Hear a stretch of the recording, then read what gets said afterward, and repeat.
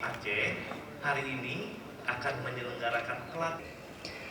Bapak Ibu sekalian, menjawab tantangan tersebut juga diminta kepada seluruh rekan-rekan komisioner Kim Aceh untuk PPID, pejabat pengelola informasi publik, ini satu.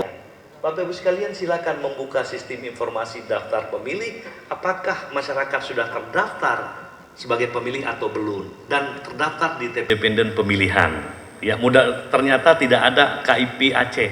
Hingga larut malam mempersiapkan acara ini.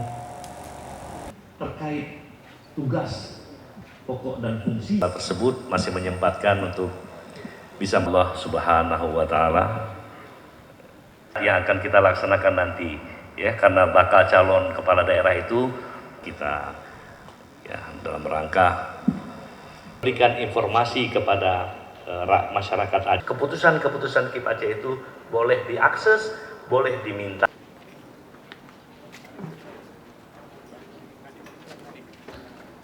Silakan Pak Sekretaris.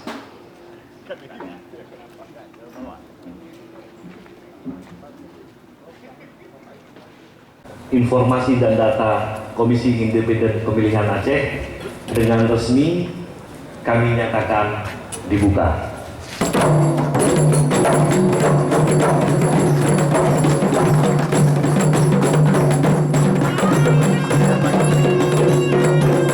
Untuk memperbaiki dukungan calonnya. Artinya tidak ada sanksi yang berat Pak manipulasi KTP itu? Atau itu masyarakat bisa melaporkan ke penegak hukum kalau KTP yang digunakan sembarangan?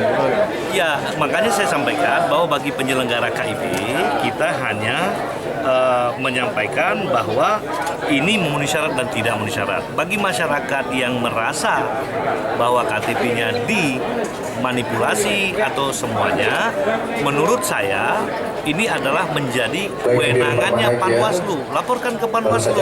Lalu kemudian Panwasli,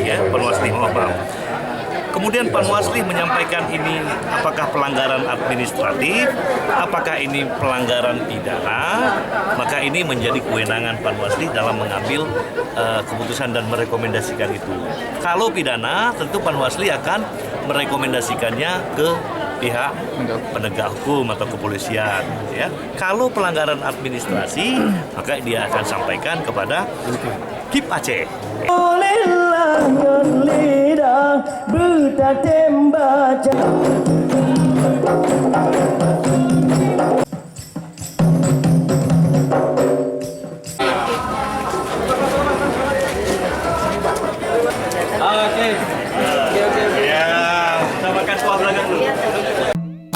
Aceh damai, Aceh ku memilih.